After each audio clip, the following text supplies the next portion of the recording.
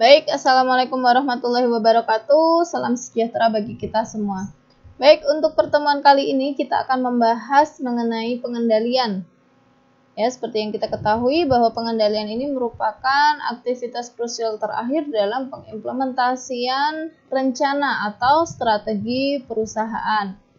Ya, di waktu pengorganisasian saya sempat bahas sedikit ya di awal sebelum kita masuk ke materi pengorganisasian bahwa ada 4 aktivitas krusial ya dalam mengimplementasikan rencana atau strategi perusahaan, yaitu organizing, kemudian penyusunan staff, pengarahan, dan yang terakhir adalah pengendalian atau controlling. Nah, ini yang akan kita bahas pada pertemuan kali ini. Baik, tujuan pembelajaran kita pada malam hari ini, ya diharapkan nanti Anda semua setelah mengikuti kelas pada malam hari ini, memahami dan mampu menjelaskan mengenai yang pertama definisi pengendalian, kemudian alasan melakukan pengendalian, kemudian yang ketiga jenis-jenis pengendalian, dan yang terakhir adalah langkah dalam melakukan pengendalian. Baik, kita masuk ke pembahasan yang pertama terkait dengan definisi pengendalian. Ya, di sini pengendalian dikatakan sebagai proses dalam menetapkan ukuran kinerja dan pengambilan tindakan yang dapat mendukung pencapaian hasil yang diharapkan sesuai dengan kinerja yang telah ditetapkan tersebut.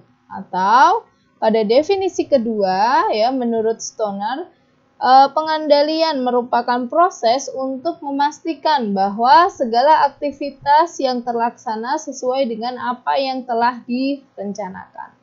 Ya, jadi di dalam pengendalian di sini adalah memastikan ya bahwa apa yang dikerjakan atau apa yang dilaksanakan itu sudah sesuai dengan apa yang direncanakan sebelumnya. Baik, selanjutnya kita masuk pada alasan melakukan pengendalian. Ya, jadi ada beberapa alasan kenapa sih perusahaan perlu melakukan pengendalian. Yang pertama adalah kemungkinan adanya pelanggaran dalam pelaksanaan perencanaan. Ya, adanya ketidaksesuaian dalam pelaksanaan perencanaan, adanya pelanggaran, adanya fraud ya, atau kecurangan dalam pelaksanaan perencanaan. Kemudian yang kedua, kemungkinan terjadinya kesalahpahaman pihak perencana dan pelaksana. Ya, jadi antara perencana atau orang yang merencanakan ya dengan yang melaksanakan itu terjadi miss. Ya, sudah disampaikan nih, tapi mungkin penangkapan dari pelaksana atau karyawan itu berbeda dengan apa yang dimaksudkan oleh si perencana. Ya, jadi ada kesalahpahaman, ketidaksepemahaman, ada miss antara perencana dengan pelaksana. Kemudian kemungkinan kurangnya penjabaran pekerjaan. Nah, ini juga menjadi alasan kenapa perlu dilakukan pengendalian. Ya, terkadang ketika menyampaikan apa sih yang harus dikerjakan oleh seseorang atau apa sih yang harus dikerjakan oleh karyawan, nah itu tidak disampaikan secara detail. Ya, jadi misalnya ini kamu misalnya bulan ini produksi 100 piece, tapi nggak detail nih bagaimana sih caranya untuk menghasilkan 100 piece ini, bahan bakunya berapa, ya, kemudian tahapan yang harus dikerjakan apa. Nah, mungkin tidak terlalu detail sehingga di sini ada tidak kesesuaian antara yang direncanakan dengan yang dilaksanakan. Kemudian kemungkinan bawahan kurang menguasai pekerjaan. Ya, apa yang harus dilakukan sudah dijabarkan secara detail.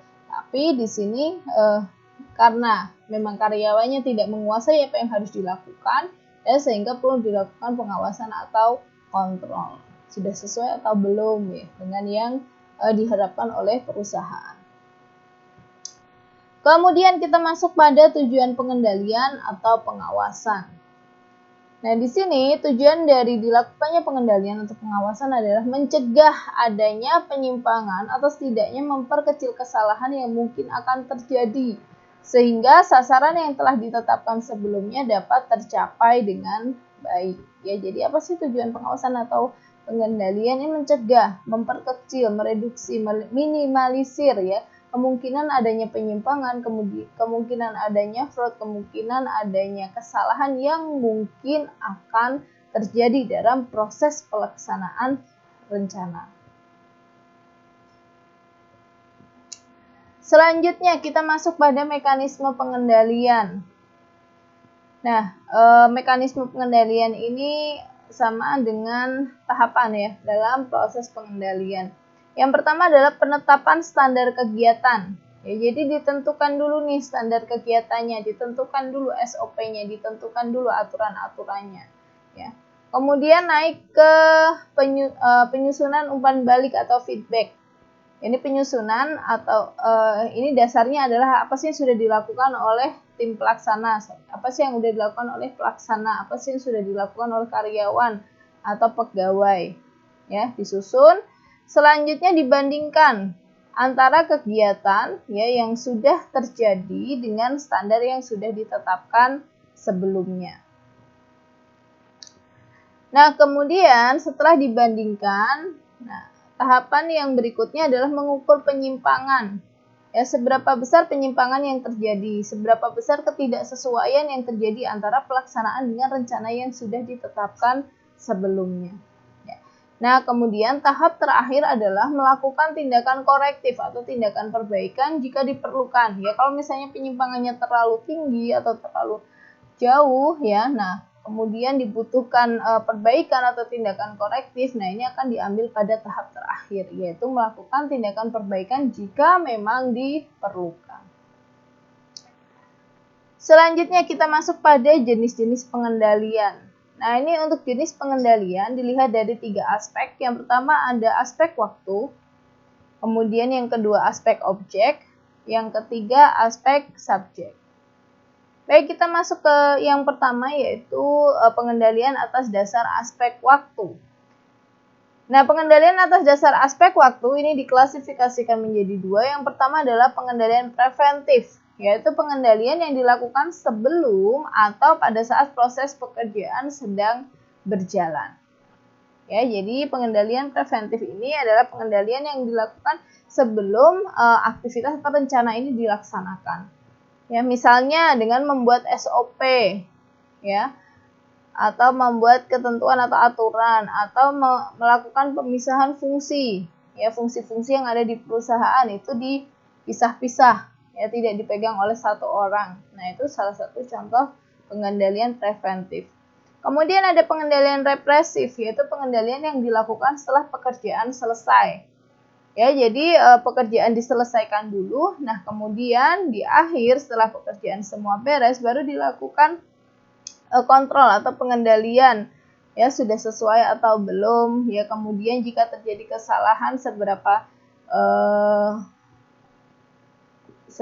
tinggi persentase kesalahannya, jika terjadi fraud atau penyimpangan, seberapa besar fraudnya, seberapa besar penyimpangannya. Nah, itu merupakan pengendalian represif ya, jadi diselesaikan dulu pekerjaannya, baru dilakukan kontrol. Nah, untuk pengendalian represif ini, contohnya misalnya dengan melakukan pemberhentian terhadap karyawan ya, atau memberikan SP ya, atau melakukan potongan terhadap gaji karyawan ya, jika misalnya karyawan tersebut melakukan kesalahan. Nah, harapannya nanti untuk pelaksanaan kegiatan yang selanjutnya itu dapat dilakukan dengan lebih baik ya, atau mampu memperkecil kemungkinan terjadinya kesalahan yang sama. Kemudian pengendalian atas dasar objek. Sama dengan waktu tadi ya, jadi untuk atas dasar objek ini juga diklasifikasikan menjadi 2, yaitu pengendalian administratif ya, ini yang dilakukan di dalam bidang administrasi ya. Untuk administratif sendiri ini cenderung pada pengendalian terhadap prosedur non keuangan ya, memastikan apakah perusahaan sudah patuh terhadap peraturan-peraturan yang ada. Contohnya misalnya dengan melakukan inspeksi keselamatan ya terhadap peralatan secara periodik, kemudian melakukan pelatihan-pelatihan terhadap karyawan, kemudian menggunakan operator yang memiliki lisensi ya, misalnya untuk mesin atau alat berat ya yang membutuhkan profesional untuk mengerjakannya. Nah, itu pastikan bahwa orang yang mengerjakan atau yang menggunakan alat-alat tersebut telah berlisensi. Kemudian mengatur keselamatan dan kesehatan karyawan. Ya, jadi memastikan apakah perusahaan sudah berjalan dengan ketentuan yang ada. Kemudian ada pengendalian operatif. ya. Nah, untuk pengendalian operatif ini adalah pedoman untuk melakukan evaluasi jangka pendek. Di sini dilakukan di bidang operasional, misalnya menetapkan wewenang dan tanggung jawab. Ya, kemudian adanya pemisahan ya, fungsi.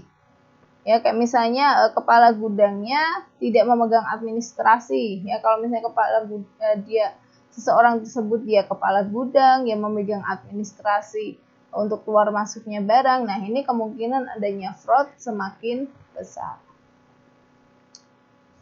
Kemudian pengendalian atas dasar subjek, ya ini ada pengendalian internal, yaitu pengendalian yang ditujukan kepada pelaku fungsi-fungsi manajemen. Ya ini misalnya dengan adanya aturan-aturan, ya dengan adanya SOP, dengan misalnya terkait dengan aturan cuti. Nah ini masuk ke dalam pengendalian internal. Atau misalnya memberlakukan rotasi, ya ini bisa ya.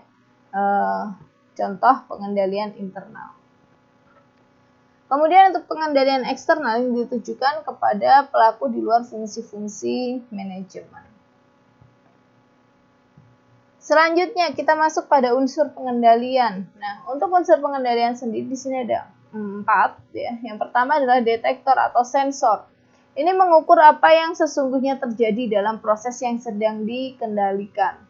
Ya, kemudian masuk ke unsur yang kedua ada asesor atau penilai, menentukan signifikansi peristiwa aktual dengan cara membandingkan dengan standar yang seharusnya.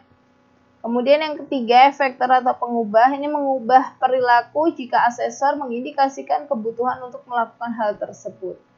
Ya, jadi untuk unsur pengendalian, unsur utamanya ada 3, yaitu detektor. Ini mengukur ya apa yang sebenarnya sudah terjadi. Kemudian asesor di sini membandingkan dengan apa yang seharusnya ya dari hasil detektor tadi, kemudian dibandingkan dengan yang seharusnya. Nah, kemudian untuk unsur yang ketiga adalah efektor. Nah, ini adalah kebutuhan untuk mengubah perilaku atau mengubah sesuatu ya sehingga kembali ke yang seharusnya dilakukan. Nah, kemudian ada unsur terakhir yaitu adalah jaringan komunikasi. Nah, untuk jaringan komunikasi sendiri ini merupakan suatu unsur ya yang meneruskan informasi dari detektor ke asesor, kemudian dari asesor ke efektor. Nah, ini untuk bisa sampai ya dari detektor sampai ke asesor sampai ke efektor. Nah, ini dibutuhkan yang namanya jaringan komunikasi dan ini menjadi unsur keempat dalam pengendalian. Kemudian kita masuk ke dalam pengendalian manajemen. Nah, untuk pengendalian manajemen sendiri ini merupakan proses yang digunakan untuk mempengaruhi para anggota organisasi agar menerapkan strategi organisasi. Nah, pengendalian manajemen ini meliputi aktivitas pengendalian manajemen, ya manajemen perusahaan, kemudian keselarasan tujuan, salah satu alat implementasi strategi, ya selain struktur organisasi, manajemen, SDM dan budaya, kemudian menekankan pada aspek keuangan dan non-keuangan, dan yang terakhir adalah membantu mengembangkan strategi baru. Nah, selanjutnya kita masuk pada beberapa kondisi yang membutuhkan pengawasan atau kontrol. Ya, di antaranya ya, terjadi penurunan pendapatan atau profit tapi tidak begitu jelas faktor penyebabnya. Nah, ini profit perusahaan turun nih, tapi nggak jelas penyebabnya apa ya. Kalau dilihat dari penjualannya sama dengan periode yang sebelumnya atau lebih tinggi dari periode yang sebelumnya. Untuk biaya yang dikeluarkan sama, ya. Biayanya sama atau biayanya malah lebih rendah, tetapi pendapatan atau profitnya menurun. Nah, ini adalah kondisi di mana membutuhkan pengawasan atau kontrol. Apa nih sebabnya? Nah, dicarilah di situ. Kemudian penurunan kualitas pelayanan, ya teridentifikasi dari adanya keluhan pelanggan. Nah, ini bisa menjadi indikator ya bahwa perusahaan memerlukan pengawasan atau controlling. Ya, misalnya keluhan konsumennya naik nih, yang awalnya misalnya hanya 10 keluhan, sekarang kok jadi 30 keluhan yang masuk. Nah, ini apa penyebabnya? Nah, dicari. Kemudian ketidakpuasan pegawai, ya teridentifikasi dari adanya keluhan pegawai, produktivitas kerja menurun dan lain sebagainya. Kemudian berkurangnya kas perusahaan, banyaknya pegawai atau pekerja yang menganggur, kemudian tidak terorganisasinya setiap pekerjaan dengan baik dan biaya yang melebihi anggaran. Ini ada beberapa contoh kondisi diperlukan pengawasan atau pengendalian. Selanjutnya kita masuk pada komponen pengendalian manajemen. Nah, untuk komponen pengendalian manajemen ini ada 3. Yang pertama adalah lingkungan pengendalian, kemudian yang kedua penilaian risiko, dan yang terakhir adalah prosedur pengendalian. Baik, kita akan bahas satu-satu untuk setiap komponen dalam pengendalian manajemen. Yang pertama adalah lingkungan pengendalian. Lingkungan pengendalian suatu organisasi ini mencerminkan keseluruhan sikap, kesadaran, dan tindakan para anggota dewan pengawas, anggota manajemen, dan pemilik organisasi sehubungan dengan pentingnya pengendalian dan penekanan pada organisasi. Secara umum, lingkungan pengendalian ini menyediakan pola bagi terciptanya pengendalian dalam sistem operasional dan pencatatan organisasi. Ya, jadi komponen pengendalian pertama adalah lingkungan pengendalian. Nah, apa lingkungan pengendalian? Lingkungan pengendalian itu adalah keseluruhan yang ada di dalam perusahaan. Ya, baik sikap, kesadaran, kemudian tindakan anggota dewan, tindakan manajemen, pemilik organisasi, ya, tentang kesadaran pentingnya pengendalian dan penekanannya pada organisasi. Selanjutnya kita masuk pada komponen yang kedua, yaitu penilaian resiko. Nah, komponen untuk mengidentifikasi dan menganalisa resiko yang dihadapi oleh perusahaan dan cara-cara untuk menghadapi resiko tersebut. Ya, jadi komponen dalam pengendalian manajemen yang kedua adalah penilaian resiko. Ya, jadi di sini menganalisa resiko apa saja yang mungkin akan terjadi, kemudian bagaimana tindakan yang harus diambil jika resiko-resiko ini terjadi. Kemudian kita masuk pada prosedur pengendalian. Nah, di sini ada beberapa prosedur pengendalian. Yang pertama adalah pengorganisasian yang tepat atas transaksi dan kegiatan, ya, adanya organizing yang tepat terkait dengan transaksi dan kegiatan yang ada di dalam perusahaan atau organisasi. Kemudian adanya pemisahan fungsi, sehingga peluang seseorang untuk berbuat salah dan menyembunyikan kesalahan atau kecurangan dalam organisasi normal menjadi minimum.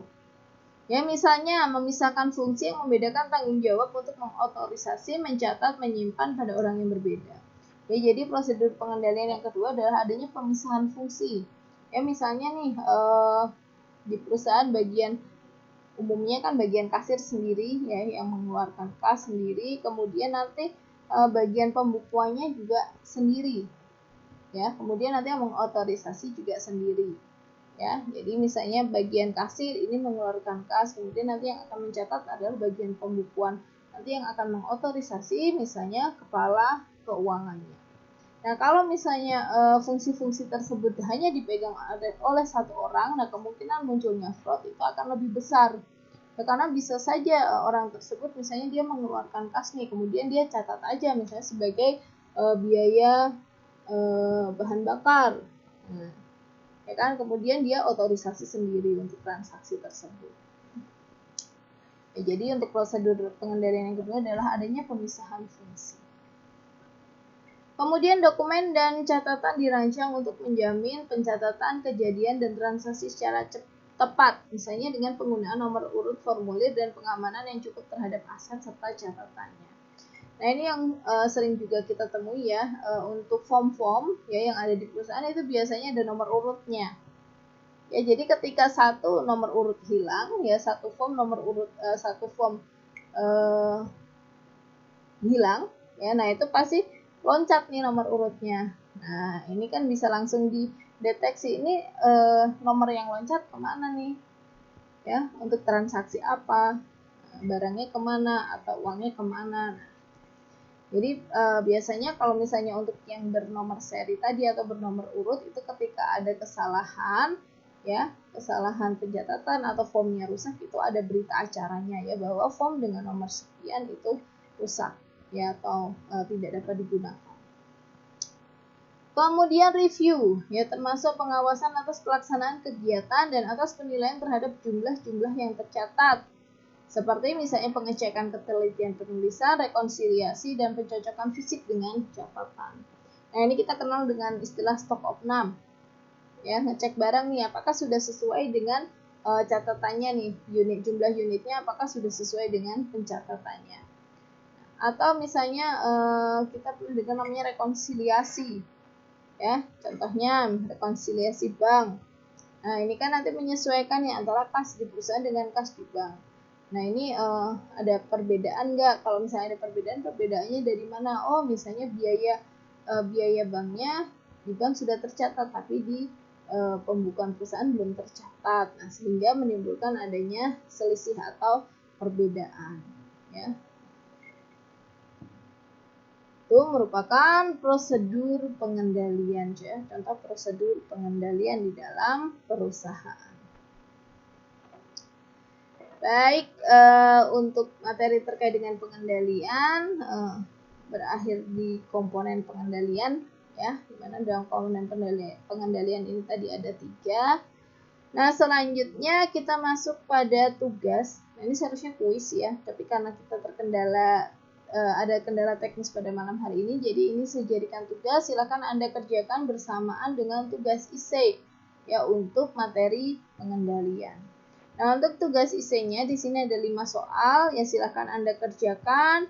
Kemudian untuk tugas silakan Anda kirimkan ke email mira.andriana@stekom.ac.id dalam bentuk Word atau PDF.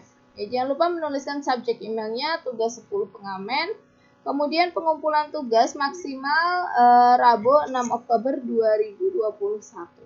Ya, jika ada yang ditanyakan, silahkan hubungi saya melalui WA. Ya, baik demikian untuk pemaparan materi terkait dengan pengendalian. Terima kasih banyak partisipasinya. Ya, untuk materi dapat Anda unduh melalui link Google Drive yang ada di Siakat. Ya, kemudian jangan lupa presensi. Ya, baik perkuliahan saya akhiri. Terima kasih banyak. Wassalamualaikum warahmatullahi wabarakatuh.